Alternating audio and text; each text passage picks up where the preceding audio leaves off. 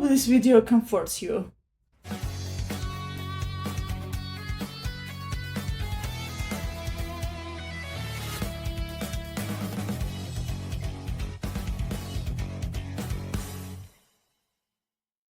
Greetings, my name is Nina. Welcome back to my channel. So I wanted to make this video for quite a while. And so this is what I wanted to say here, that before I started my YouTube channel, before I started making YouTube videos, I wrote a book. I published it on Amazon. I have a separate video talking about how it all went down.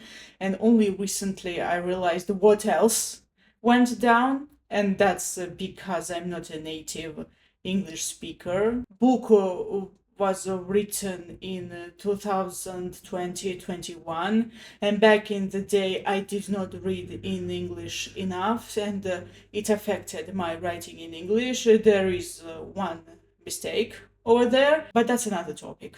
I do not want to focus on the past here. My point is the next. So you wrote a novel, but things happened and you did not get a career that you wanted. Yeah, that story of my life. However, even if the career you waited for did not happen, does it mean that you should stop writing?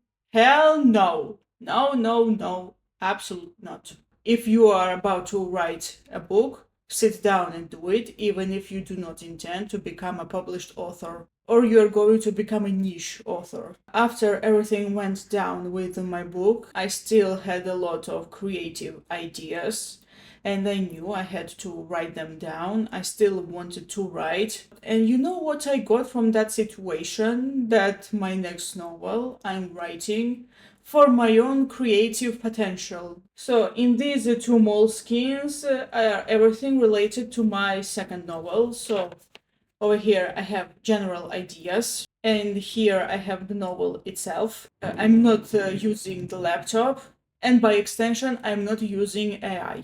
But I have a video about using AI in your work, and before you go, oh, you support using artificial intelligence in novels, this is going to ruin writing, yada yada yada. Watch that video, I explained everything. In short, AI is your assistant. And allow me to remind you that before the internet existed, people used to do research for the novels. They used to consult with police officers, doctors, or the members of various social groups, you name it. So you understand the best way to use AI for your novel. And yes, this is how to use ChatGPT or other form of artificial intelligence in your novel, but that's another topic of discussion, and it's better to watch that video of mine, how to use artificial intelligence properly. But I do need to point out that writing by hand feels so real. It feels so nice. But these moleskins I bought this year and last year, I actually wrote down a few chapters of my novel randomly in Google Docs. And also I need to point out that at the time I was unaware how to use AI. I did not know at the time. But even if I did, I wouldn't use it. I write everything by myself because I love writing. I love the process of writing. I love the creative process. And here I have general ideas, the world, the mentality of people, even a fantasy map. I have locations, I have pieces of culture, the characters and what they're going through, some backstory and fears, and you name it. Yeah, this is about the general picture. And this is about the novel itself. So I actually have this numbered. Yeah, this is how it looks. So I wrote 67 pages of the book in 2025. I needed a few months to do that. I stopped for a few weeks because I needed to pick the right order for certain scenes. No, I'm not writing an anthology, but I did need to decide the order of certain moments in the book. And this is why I delayed writing. But now I'm back on track and I'm going to start writing again. I realized that before writing this novel that this time this time, I'm writing purely for myself, for my own amusement, for my own development as a writer. And when I realized that, I felt so free. I felt so much relief. I've never felt such a huge creative freedom before.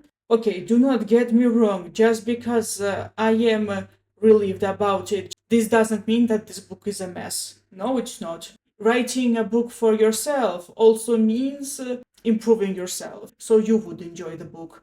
Although, to be fair, I find it weird to read the book that I wrote.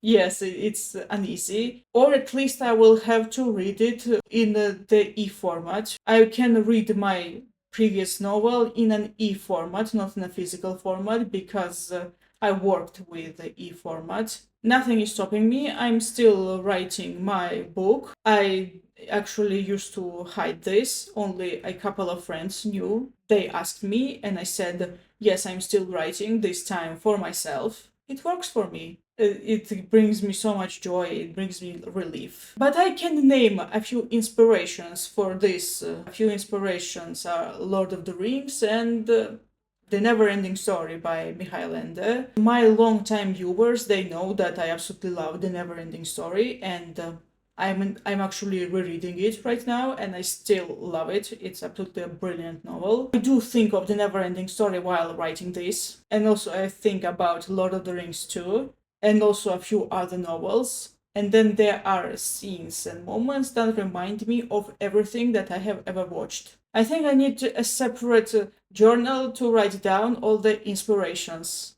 for this book. Okay, I do need to point out that my previous novel, Nightingale Divine, was pretty much inspired by Berne and Luthien by J.R.R. Tolkien. I'm not hiding this, but it's only a loose inspiration. I only took a certain concept, and then I did not read Berne and Luthien intentionally, because I took a concept of a character, and I thought that you could do this with the character. And the themes of my novel, the plot points, the characters, they are nothing like Berne and Luthien. Absolutely independent works. I can definitely tell you that Nightingale Divine, my debut novel, is much more independent than Eye of the World by Robert Jordan, the first book in the Wheel of Time. When I was reading that book, I could sense that the author took too much inspiration from Lord of the Rings.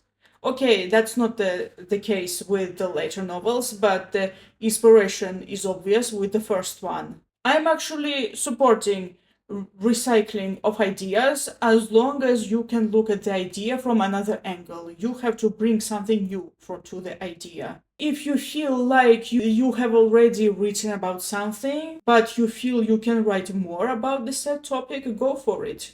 Because this doesn't mean that you copy-paste yourself, this means that you bring something new to the table. Before filming this video, I remember this song called Make Your Own Kind of Music by Cass Elliot. So the lines of the songs are, make your own kind of music, even if nobody else sings along. And that's the case with the literature. Write your own books, even if you do not have readers, at least not yet. I actually can say that I'm not intending to publish this book, but deep inside my heart I know that this is a lie. The real truth is that I am very much interested in publishing this, but this time under the right conditions. The conditions that work in my favor. But to be honest, maybe this isn't a bad thing that I do not have such conditions right now, because this allows me to actually write the book and make it very good. Yes, I use that to my own advantage. A lot has been said about publishing trends and this and that, yada yada yada. And I have made a video about it, and I have already said that trends are doomed to fail, but the good stories stay. Sooner or later, the publishing trends, they're going to change this, that, and you want your story to stand on its own. And this is why it's important to focus on the writing. Write at least for yourself. You're going to feel relieved when you do that. Creative freedom, your own expression, a sense of something bigger than yourself, and also a lot of inspirations and ideas that you explore. And your imagination too. I do believe that if you are a writer, you are going to write, even if the trends and the media and whatever, they are not in your favor. A writer is going to write no matter what. Thank you so much for watching. I hope you enjoyed this video. I hope I inspired you a little bit. See you next time. Goodbye.